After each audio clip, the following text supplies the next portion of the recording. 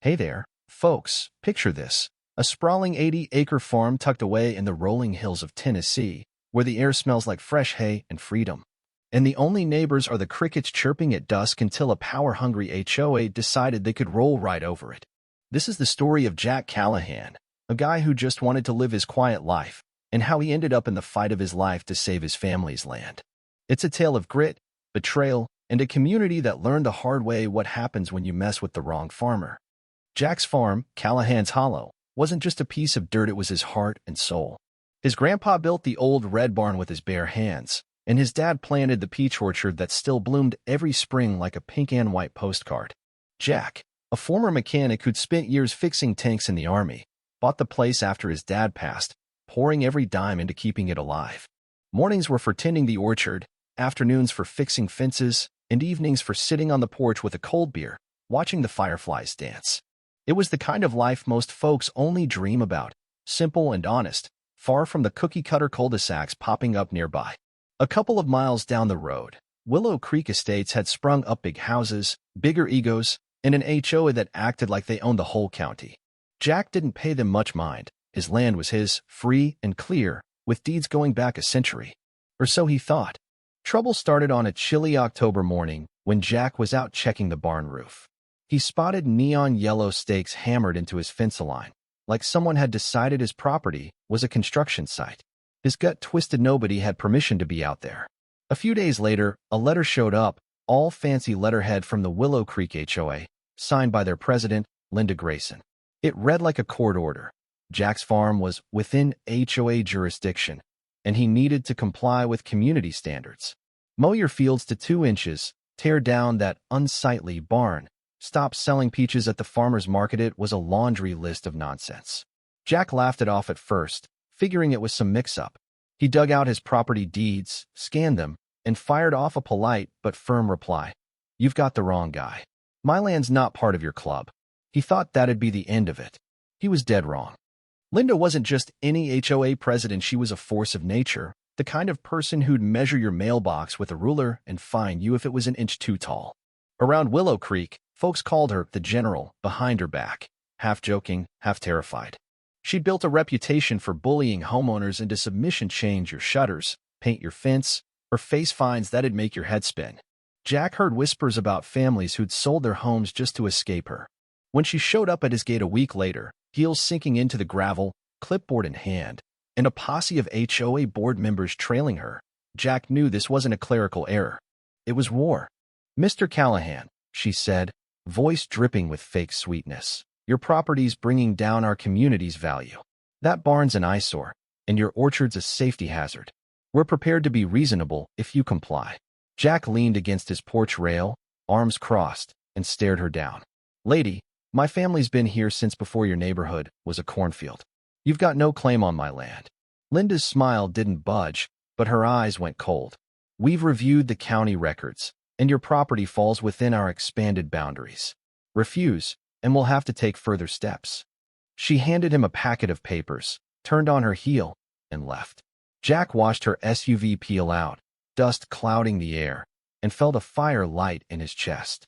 This wasn't about grass or barns, this was about control, and he'd be damned if he let her have it. Things got ugly fast. Strangers started creeping around Jack's property, snapping photos of his barn, his orchard, even his rusted old tractor. Letters piled up, each one crazier than the last. $200 for unapproved fencing, $500 for excessive vegetation. One even claimed his peach sales were an illegal business.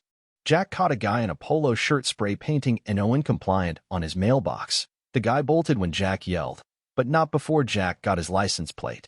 Then came the morning he woke to the roar of chainsaws.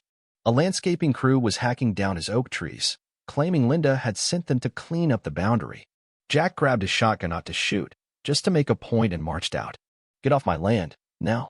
The crew scattered, but the damage was done. 3 trees, older than Jack, reduced to stumps. He called the sheriff, but the deputy just shrugged. HOA disputes are civil, not criminal. Take it to court. Jack's blood boiled, but he wasn't giving up. Linda didn't stop there. She turned Willow Creek's residents against him, passing out flyers calling his farm a blight that'd tank their property values.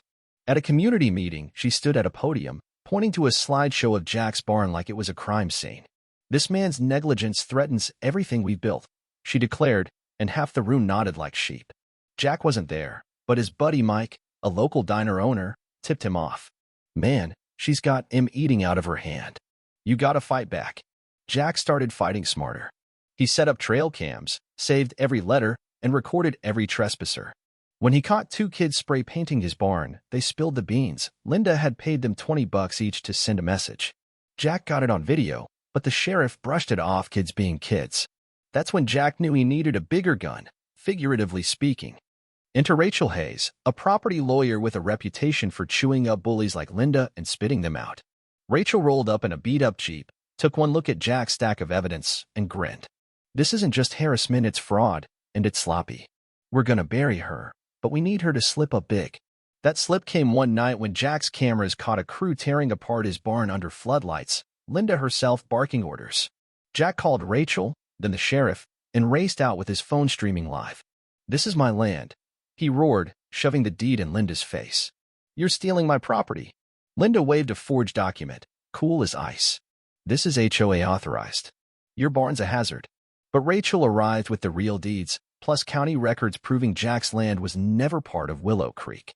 The sheriff, cornered by the evidence, shut the crew down and hauled Linda in for questioning. Her smirk finally cracked. The lawsuit was a bloodbath. Jack and Rachel sued Linda and the HOA for fraud, trespassing, and destruction of property. Linda countersued, painting Jack as a reckless loner endangering the community. But Rachel was a shark. She rolled out forged documents. Linda had used fake signatures, mismatched seals, the works. The kids Linda paid to vandalize testified, trembling under Rachel's questions. The knockout punch? A county clerk admitted Linda had tried to bribe him to adjust property lines. The judge wasn't having it. "Ms. Grayson, you've abused your position and broken the law. You and the HOA are liable for all damages." Linda went pale as the gavel dropped. She was fined, stripped of her HOA role, and later sentenced to 5 years for fraud and conspiracy. The HOA got slapped with a $600,000 bill and a court-ordered overhaul. Jack's farm rose from the ashes. He rebuilt the barn, replanted the orchard, and turned his peach stand into a full-on farm market that drew crowds from across the county. Willow Creek's residents, free from Linda's grip, started showing up, some to apologize, others to buy pies. A mom named Emily, who'd once cheered Linda's crusade, brought her kids to Jack's first harvest festival. "We were wrong about you," she said. "Eyes down. Can we start over?" Jack just nodded. "Grab a peach. We're good." The HOA, under new leadership, ditched the power trips for block parties and charity drives. Jack's farm became a symbol of standing tall, and he found himself, grudgingly, at the heart of a community he'd never wanted to join. But here's the thing. As Jack stood on his porch a year later, watching families laugh at his festival, he wondered if it was all worth it. The scars on his land had healed, but the fight had changed him, made him harder, maybe colder. He'd won, sure, but at what cost? And what if Linda wasn't the real villain? What if the system that let her run wild was? That's where I leave you folks. What do you think? Was Jack right to fight tooth and nail? Or should he have tried to compromise? Drop your thoughts in the comments. Share your own HOA horror stories. And let's keep this conversation going. Hit that like button if you're Team Jack, and I'll see you in the next one.